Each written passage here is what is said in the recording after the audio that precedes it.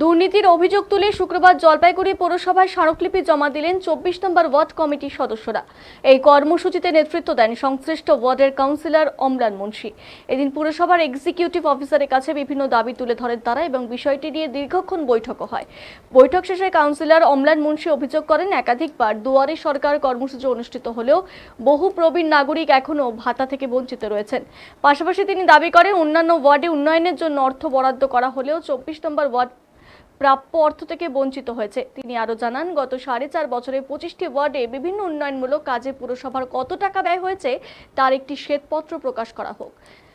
আমার পাড়া আমার সমাধান প্রকল্পের কাজ নিম্নমানের হয়েছে বলে অভিযোগ তুলে তদন্তের দাবি জানান তিনি। এছাড়াও বর্ষার আগেই রাস্তার কাজ শেষ করা, সলিড ওয়েস্ট ব্যবস্থাপনার জন্য আগামী সোমবারের মধ্যে একটি ট্রলি ও 3টি ব্যাটারি চালিত গাড়ি দেওয়ার দাবি তোলেন। তা না হলে এলাকার সমস্ত আবর্জনা পুরসভায় পৌঁছে দেওয়া হবে বলে জানিয়েছেন তিনি। অমৃত প্রকল্প নিয়েও একাধিক অভিযোগ তোলেন ওয়ার্ড কমিটির সদস্যরা।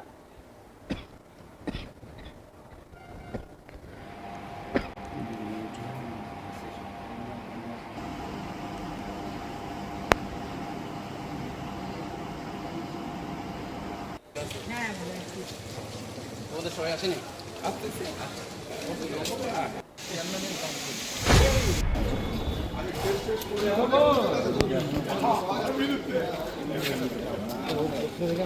আজকে এক্সিকিউটিভ অফিসারের কাছে ডেপুটেশন ছিল। 24 নম্বর ওয়ার্ডের বরিষ্ঠ যারা মেম্বার রয়েছে তাদেরকে নিয়ে আজকে আমরা জনস্বার্থে একটা স্মারকলিপি বা ডেপুটেশন জমা দিলাম এক্সিকিউটিভ অফিসারের। মূলত দাবি অনেকগুলো, কারণ এই পৌরসভা যেভাবে দিনের পর দিন দুর্নীতি করে গেছে বা এই পৌরসভা যেভাবে মানুষের পরিষেবা দিতে ব্যর্থ হয়েছে, সেই তার পরিপ্রেক্ষিতে দাবি অনেক। তবু তার মধ্যে থেকে কিছু জিস্ট করে নিয়ে আসছিলাম। দেখুন, দিনের পর দিন দুয়ারে সরকার হয়েছে, সেখানে বৃদ্ধা হ্যান্ডিক্যাপরা গিয়েছে ভাতা নেওয়ার জন্য, ভাতা দেওয়া হয়নি। ওনারা বলছেন যে এটা নবান্নের ব্যাপার, নবান্ন বলতে পারে। আমি ওনাদেরকে প্রশ্ন করেছি যে জলপাইগুড়ি পৌরসভা এলাকায় যারা বসবাস করে, যে দুয়ারে সরকারের বিভিন্ন সময় বিভিন্নবার অ্যাপিল করেছে বার্ধক্য ভাতার জন্য, বিধবা ভাতার জন্য, তাদের যাতে তারা টাকাটা পায় তার জন্য এই পৌরসভা যারা এতদিন মা মাটি মানুষের কথা বলতো কি পদক্ষেপ নিয়েছেন তার একটা প্রমাণ দেখান আমাদের কাছে, কোনো উত্তর দিতে পারেনি। একইভাবে আমরা বলেছি যে এই টিএমসি কংগ্রেস পরিচালিত পৌর বোর্ড দীর্ঘদিন থেকে 24 নম্বর ওয়ার্ডকে বঞ্চনার শিকার করছে। কোনো ওয়ার্ডে যদি 10 টাকা দেয়, 24 নম্বর ওয়ার্ডকে 1 টাকাও দেয় না। আমরা বলেছি আগামী 7 দিনের মধ্যে এই যে 4.5 বছরে পৌর সরকার চলছে, এই 4.5 বছরে কোন ওয়ার্ডে কত টাকা এই অ্যালট করা হয়েছে তার একটা শ্বেতপত্র আকারে প্রকাশ করা হোক, তাহলেই বোঝা যাবে যে 24 নম্বর ওয়ার্ডকে কতটা বঞ্চনার মধ্যে ফেলা হয়েছে। আমরা বলেছি যে আমার পাড়া আমার সমাধানে যে সমস্ত কাজ হয়েছে সেই সমস্ত কাজ অত্যন্ত নিম্নমানের কাজ হয়েছে, তা নিয়ে একটা তদন্ত হওয়া দরকার। আমরা বলেছি আমার পাড়া আমার সমাধানের কাজের উপরে পথশ্রীর কাজ করা হয়েছে, অথচ 24 নম্বর ওয়ার্ডের পাম্পের গলি যেটাকে আমরা পুরাতন পুলিশ লাইন পাম্পের গলি বলি, যেটা দিয়ে এখন বড় বড় গাড়ি থেকে শুরু করে সমস্ত কিছু যাতায়াত করে, সেই গলির অবস্থা অত্যন্ত খারাপ। সেই গলির সারাই করা হবে না, কার সাথে সারাই করা হবে না, দ্রুত যেন সেই গলি সারাই করা হয়। এবং আরও কিছু উন্নয়নমূলক কাজের কথা আমরা বলেছি, এই কাজগুলো আমাদের বর্ষার আগেই, মানে ডিপ বর্ষা আসার আগেই করতে হবে, তার দাবি রেখেছি। সলিড ওয়েস্টের কথা বলেছি, সলিড ওয়েস্টে বলেছি যে আমরা এখন রাস্তার ধারে একটা জায়গায় ময়লা ফেলছি, এভাবে দীর্ঘদিন চলতে পারে না। আগামী সোমবারের মধ্যে আমাদেরকে একটা ট্রলার দিতে হবে, ট্রলার এবং 3টি ব্যাটারি চালিত গাড়ি দিতে হবে।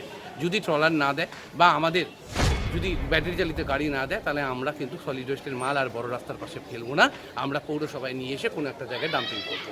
তার দায় এবং দায়িত্ব কিন্তু পৌরসভাকেই নিতে হবে।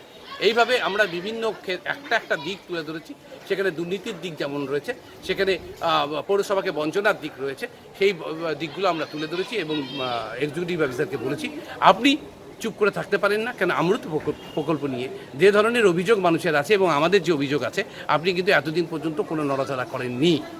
কেন করেননি? আপনি তো একমাত্র গভর্নমেন্টের প্রতিনিধি, এখানে আপনি সরকারের প্রতিনিধি হয়ে অমৃত প্রকল্প বা অন্যান্য প্রকল্পে যে সমস্ত ধরনের 2 নম্বরই কাজকর্ম চলছে তা নিয়ে আপনি কেন এতদিন পর্যন্ত চুপ ছিলেন, তার কৈফিয়ত কিন্তু আপনাকে দিতে হবে। যা অবস্থা, ওনার কাছে সেভাবে কোনো উত্তর নেই, উত্তর দেওয়ার মতন ক্ষমতা ওনার নেই। ওনারা কোনো একটা জায়গায় ভেবেছিলেন যে দল আর প্রশাসন এক, ওনারা ভাবতেও পারেননি এইভাবে একটা দল ধূলিসাৎ হয়ে যাবে। তার ফলে আজকে ওনারা বিব্রত, ওরা ইতস্তত, ওনারা কোনো কোশ্চেনের অ্যান্সার দেওয়ার জায়গায় নেই।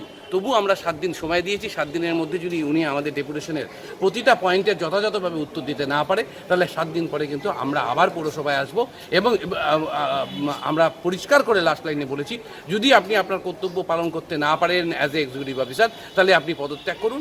এবং জলপাইগুড়ি পৌরসভা 4.5 বছরে যেভাবে চলছে, সেই পৌরসভার ব্যর্থতা আজকে মানুষের সামনে এবং ভোটের ফলেও খানিকটা রিফ্লেক্ট হয়েছে।